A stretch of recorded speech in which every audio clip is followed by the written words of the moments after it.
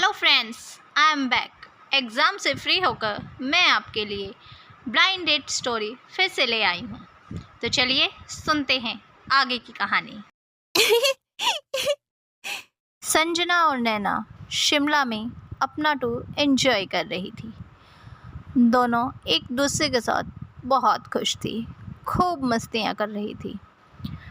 तभी संजना कहती है, नैना एक बात बताऊँ? हाँ बता।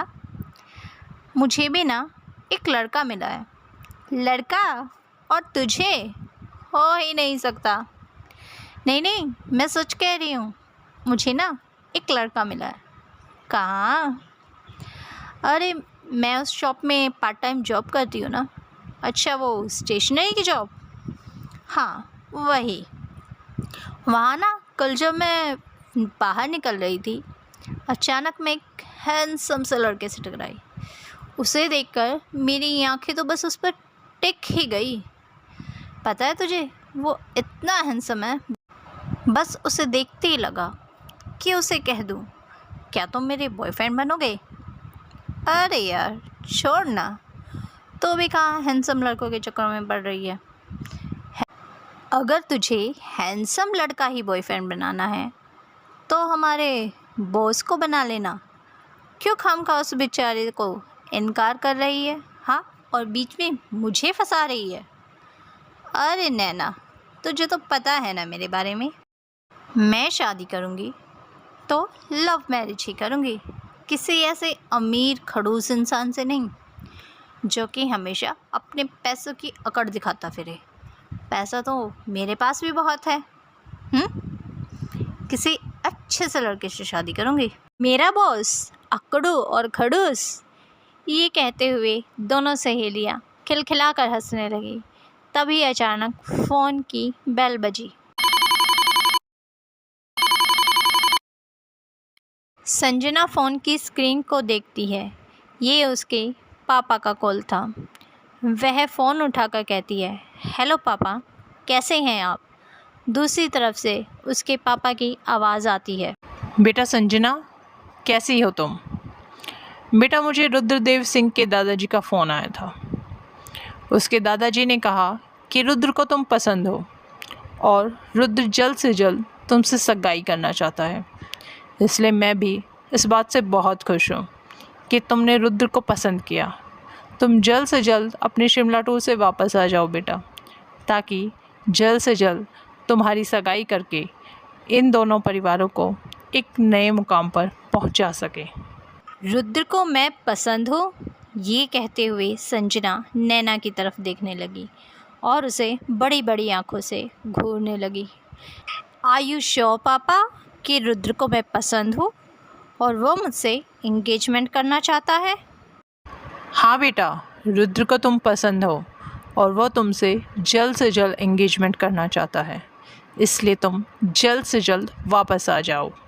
अपने पापा की बात सुनने के बाद संजना गुस्से से नैना को घूरती है और नैना जब संजना को इतने गुस्से में देखती है तो मासूम सा चेहरा बनाते हुए संजना को मनाने की कोशिश करती है और संजना नैना से कहती है, तेरे ऐसे ही प्यार से देखने की वजह से पसंद आई होगी तो उसे, और तू है कि मुझे मरवाया आई। अब क्या करूं मैं ये? अरे यार, तू गुस्सा क्यों हो रही है? तू साफ साफ जाकर बोल देना उसे कि तुझे उससे शादी नहीं करनी है। नैना की ये बात सुनकर संजना को और भी गुस्सा आया। मैं कैसे बोल दूँ उसे जाकर कि मुझे उससे शादी नहीं करनी है, क्योंकि उसके लिए तो संजना तू है ना, और वो तुझ पे लट्टू हुआ है, मुझ पे नहीं। अब तो तू ही जाकर बोलेगी उसे कि तुझे उससे शादी नहीं करनी है। नहीं यार संजना, तू मेरे साथ ऐसा नहीं कर सकती। अब दोबारा मैं वहाँ पे संजना बनकर नहीं जाने वाली, समझ गई? तो तुझे उससे शादी नहीं करनी तो तू मना करना, मुझे क्यों फंसा रही है? नैना की ऐसी दिल तोड़ने वाली बातें सुनकर संजना घुटनों के बल बैठकर उसे मनाने लग जाती है। प्लीज़ यार, प्लीज़ ना। देख नैना, मैंने सोचा था कि वो बंदा दूसरे लड़कों की तरह हर बार हमारे इस पैंतरे से मान जाएगा, और जल्द ही हमारा पीछा छोड़ देगा। अब वो नहीं छोड़ रहा है यार, और उसके लिए संजना तो तू है ना। अब तू इतनी खूबसूरत लड़की है कि तुझे कोई ना बोल भी कैसे सकता है। प्लीज़ ना यार, तू जाके एक बार उसे मना कर देना प्लीज़। अगर वो इस बार नहीं माना ना तो फिर मैं पक्का पक्का जाऊंगी उसे ना बोल। पर हमें झूठ बोलने की ज़रूरत ही क्या है संजना। तुम जाओ और कहो कि तुम संजना हो, और जाकर मना कर दो कि तुम्हें उससे शादी नहीं करनी है, और ये बात वो तुम्हारे पापा को ना कहे और ख़ुद ही कोई बहाना बनाकर इस शादी से इनकार कर दे बस। पर तुम हो कि ये ड्रामे करे जा रही हो। प्लीज़ नैना, प्लीज़ मान जाओ मेरी बात। अगर इस पर वो नहीं माना ना तो आई प्रॉमिस मैं कहती हूँ कि मैं खुद जाऊँगी उसे ये बताने कि मैं संजना हूँ और मैं उससे शादी नहीं करना चाहती। प्लीज़ एक बार हेल्प कर देना अपनी दोस्त की। संजना का मासूम सा चेहरा देखकर नैना हाँ कर देती है। ठीक है, दोस्ती के लिए आखिरी बार ये कर देती हूँ। लेकिन देख संजना, तू जानती है रुद्र मेरा बॉस है। अगर उसे पता लग गया ना कि मैंने संजना बनकर उसे ठगा है तो वो तो मुझे नौकरी से निकाल ही देगा। पर जान ले, मैं तुझे भी नहीं छोड़ने वाली, समझ गई तू। नैना की ऐसी धमकी भरी बातें सुनकर संजना चुपचाप अपनी गर्दन हाँ में हिलाती है और नैना की सारी बातें मान। इसके बाद नैना और संजना शिमला से अपने घर वापस आ जाती हैं और दोनों ये तय करती हैं कि इस बार अगर मना करने के बाद भी रुद्र नहीं माना तो संजना उसे सारा सच बताकर मना करेगी। अगले दिन नैना और रुद्र की मुलाकात फिर से होती है। नैना रुद्र से कहती है, देखिए मिस्टर रुद्र, मैं आपसे शादी नहीं कर सकती। क्यों? तुम मुझसे शादी क्यों नहीं कर सकती? क्योंकि मैं आपको पसंद नहीं करती हूँ। मैं उसी से शादी करूँगी जिसे मैं पसंद करूँगी और प्यार करूँगी। लेकिन मुझ में ऐसी क्या कमी है जो तुम मुझे पसंद नहीं करती हो और मुझे ना बोल रही हो? अगर तुम्हें मुझे रिजेक्ट ही करना है तो कोई ऐसी कमी बताओ जो मुझ में हो। अगर नहीं बता सकती तो तुम्हें मुझसे शादी करनी होगी, वरना तुम मुझे इनकार करके जा नहीं सकती हो। रुद्र की ऐसी घमंड भरी बातें सुनकर नैना बहुत ही इरिटेट हो जाती है। वह मन में सोचती है कि ये तो चिपक ही गया है, उतरने का नाम ही नहीं लेता। तभी नैना गुस्से में टेबल पर हाथ मारते हुए कहती है, देखो मिस्टर, मुझे तुम नहीं पसंद हो। तुमने कभी अपनी शक्ल देखी है? बिल्कुल लकड़ बग्घे से मिलती है। और तुम चाहते हो कि मैं तुमसे शादी करूं? कभी नहीं। रुद्र को लकड़ बग्गा कहकर नैना वहाँ से चली जाती है। लेकिन रुद्र सोच में पड़ जाता है। तभी अचानक रुद्र के कानों में किसी की हंसी की आवाज़ आती है। वो राघव था, जो रुद्र की ऐसी बेइज्जती सुनकर मन ही मन हंस रहा था। वह रुद्र के पीछे ही दूसरे टेबल पर बैठा था। वह नैना को देखने आया था। वो ये देखने आया था कि संजना आखिर दिखती कैसी है। लेकिन रुद्र की ऐसी बेइज्जती सुनकर राघव से रहा नहीं गया और वह हंसने लगा। रुद्र की तरफ देखते हुए राघव जैसे ही हंसना चाह रहा था, रुद्र ने उसे घूर कर देखा। तुम्हें बहुत हंसी आ रही है, लगता है तुम्हारी हंसी बंद करनी पड़ेगी। जैसे ही रुद्र ने राघव को ऐसे ही कहकर डराया, राघव ने कहा, नहीं sir, I am sorry, I am really sorry. जैसे ही राघव रुद्र से माफ़ी मांगता है, तभी नैना भागते हुए रुद्र की गले लग जाती है और वह उसे पकड़कर अपने मन ही मन हे भगवान बचा ले, हे भगवान बचा ले कह। रुद्र संजना यानी कि नैना का ऐसा व्यवहार देखकर थोड़ा सा हैरान था। दरअसल जिस मॉल में नैना और रुद्र कॉफ़ी पीने आए थे, उसी मॉल में नैना ने अपने पेरेंट्स को देखा जो वहीं से गुज़र रहे थे। वहाँ से बचने के लिए नैना वापस रुद्र के पास आ गई और जब उसे कोई रास्ता ना मिला वह रुद्र के गले लग गई ताकि उसके पेरेंट्स उसकी शक्ल देख उसे पहचान ना सके और संजना और नैना का भांडा फूट ना जाए।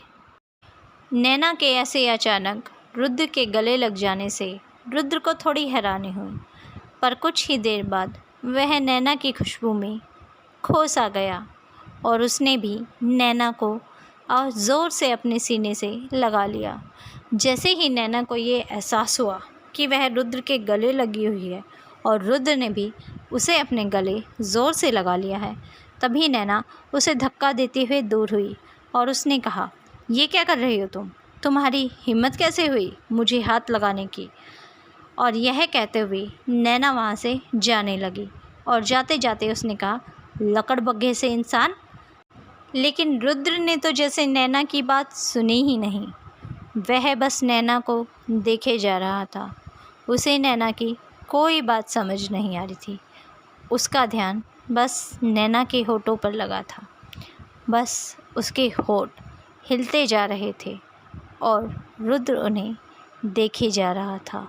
वह खो गया था नैना के गुलाबी होठों में। नैना के जाने के बाद राघव रुद्र पर हंसता हुआ कहता है, वाह यार वाह, क्या लड़की पसंद की है तूने। आज तक किसी लड़की की हिम्मत नहीं हुई कि तुझे रिजेक्ट कर दे, और ये लड़की सिर्फ तुझे रिजेक्ट ही नहीं कर गई है बल्कि तेरे गले लगकर तुझे रिजेक्ट करके गई है और साथ ही साथ तेरे मुंह पर तुझे लकड़बग्घा कह के गई है। यह कहने के बाद राघव रुद्र के चेहरे को इधर उधर घुमाकर देखता है और फिर कहता है, हाँ यार, लगती तो है तेरी शक्ल लकड़बग्घे जैसी। वैसे सही कहा है लड़की ने, सही पहचाना उसने तुझे, तो बिल्कुल लकड़बग्घे जैसा ही दिखता है। यह सुनकर रुद्र उसे गुस्से से घूरता है और फिर चला जाता है। रुद्र और राघव एक साथ बैठे हुए टीवी पर हाइनाज़ की इमेज देख रहे थे। रुद्र कहता है, किस एंगल से उसे मैं इस हाइना जैसा लगा? उसे पता भी है इस हाइना में और मुझ में कितना अंतर है। लगता है उस लड़की की आंखें ख़राब हैं। राघव कहता है, उसकी आंखें ख़राब नहीं हैं, तुम्हारा दिमाग ख़राब है। तुम्हें जो सबसे हैंडसम होने का घमंड है ना, वो लड़की तोड़ गई। रुद्र मन में सोचता है, अगर वो लड़की मेरा घमंड तोड़ कर गई है तो मुझे बुरा क्यों नहीं लग रहा? मुझे क्यों उस लड़की का मुझे ऐसे चिढ़ाना अच्छा लग रहा है? फिर रुद्र कहता है, मुझे नहीं पता, मुझे बस उस लड़की से शादी करनी है। क्या तुझे अब भी उस लड़की से शादी करनी है? रुद्र होश में आ, वो लड़की तेरे मुंह पर तुझे मना करके गई है। उसने कहा है कि वो तुझसे शादी नहीं करना चाहती, उसके बावजूद भी तो उससे शादी करना चाहता है। हाँ, मैं उससे शादी करना चाहता हूँ क्योंकि दुनिया में वो पहली ऐसी लड़की है जिसने मुझे रिजेक्ट किया है। कुछ तो बात होगी उसमें जो उसने मुझे रिजेक्ट किया है। रुद्रदेव को।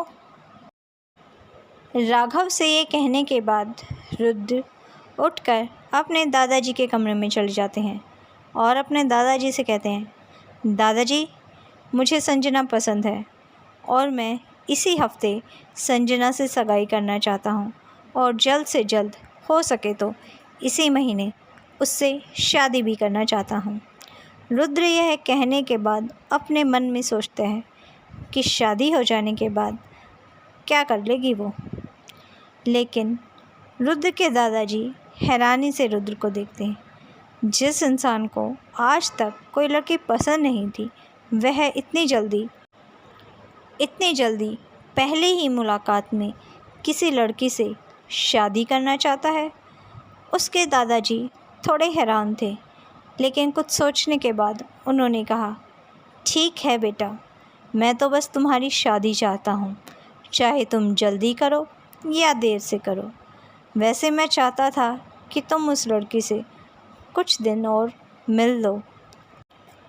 रुद्र अपने दादाजी की बात पर सर हिलाते हुए हाँ कहता है और कहता है कि दादाजी, आप उसके फादर को कॉल करके बता दीजिए कि इसी वीक मैं उससे इंगेजमेंट करूँगा।